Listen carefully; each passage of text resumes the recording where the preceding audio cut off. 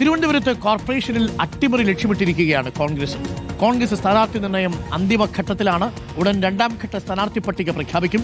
Congress screening committee യോഗം ഇന്ന് ചേരും. പൊതു സ്ഥാനാർത്ഥികളെ കളത്തിലിറക്കാനാണ് നീക്കം. അതേസമയം കോർപ്പറേഷൻ പരിധിയിൽ പ്രചരണം തുടങ്ങാൻ ഒരുങ്ങുകയാണ് BJP. നാളെ മുതൽ തിരുവനന്തപുരം നഗരത്തിൽ വികസിത അനന്തപുരി സന്ദേശയാത്രകൾ ആരംഭിക്കും. സമ്പത്ത് ഉൾപ്പെടെ പ്രമുഖരെ കളത്തിലിറക്കാനാണ് CPM-ന്റെ ശ്രമം. റോഷി പാലുണ്ട് കൂടുതൽ വിവരങ്ങളുമായി. Roshi, very good morning. Roshi, ഇപ്പോൾ തദ്ദേശ തെരഞ്ഞെടുപ്പിലെ സ്റ്റാർ കോർപ്പറേഷനായിട്ട് മാറാൻ പോവുകയാണ് തിരുവനന്തപുരം. അതിൽ ശബരിനാഥന്റെ സ്ഥാനാർത്ഥിത്വം സമ്പത്ത് വരാൻ പോകുന്നു.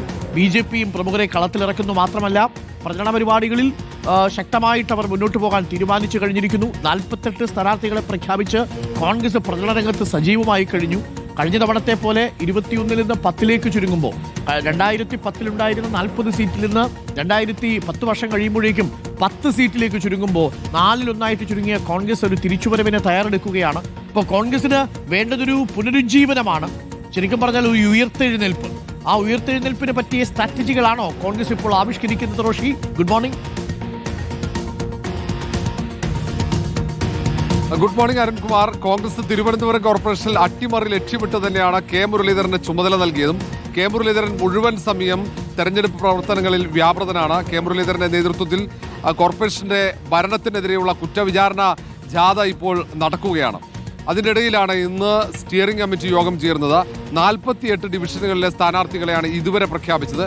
86 സീറ്റുകൾ വരെ മത്സരിക്കാനുള്ള തീരുമാനത്തിലേക്കാണ് കോൺഗ്രസ് എത്തുന്നത്. മറ്റ് സ്ഥാനാർത്ഥികളെ ഇന്നും നാളെ കൊണ്ട് തീരുമാനിച്ച് പ്രഖ്യാപിക്കാൻ തന്നെയാണ് ആലോചിക്കുന്നത്. ഇന്ന് വൈകിട്ടോടെ പ്രഖ്യാപനമുണ്ട്. അല്ലെങ്കിൽ നാളെ രാവിലെ മറ്റ് സ്ഥാനാർത്ഥികളെ കൂടെ പ്രഖ്യാപിച്ച് അവരെ കളത്തിലിറക്കാനുള്ള തീരുമാനമാണ്.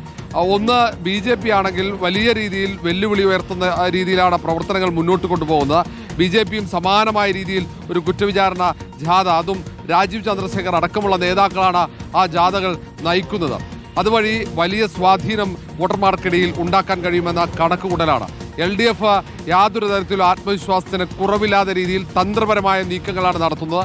ചില ഡിവിഷനുകൾ തിരിച്ചുപിടിക്കാൻ വേണ്ടി അവർ ഏറ്റവും മികച്ച സ്ഥാനാർത്ഥികൾ രംഗത്തിറക്കാനുള്ള ആലോചനയാണ്. ഇപ്പോൾ ഉദാഹരണത്തിന് AKG സെന്റർ നിൽക്കുന്ന കുന്നുകുഴിവാട് ഡിവിഷൻ തിരിച്ചുപിടിക്കാൻ IP ബിനുവിനെ വീണ്ടും കളത്തിലിറക്കാനുള്ള തീരുമാനം എടുക്കുന്നു.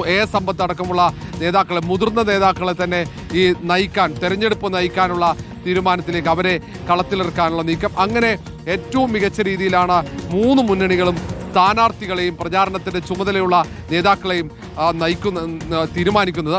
കാരണം ഏറ്റവും പ്രധാനപ്പെട്ടതാണ്, രാഷ്ട്രീയ കേരളം ഉറ്റുനോക്കുന്ന സ്ഥലമാണ് തിരുവനന്തപുരം കോർപ്പറേഷൻ. ഈ തവണ BJP കോർപ്പറേഷൻ പിടിക്കുമോ എന്നതാണ് രണ്ട് മുന്നണികളെയും ഒരേപോലെ ആശങ്കപ്പെടുന്നത്. അതുകൊണ്ടാണ് അവർ ഇത്രയും കൃത്യമായ പ്രവർത്തനങ്ങൾ നടത്തുന്നതും മുതിർന്ന നേതാക്കളെ തന്നെ ചുമതല നൽകിയിരിക്കുന്നതും.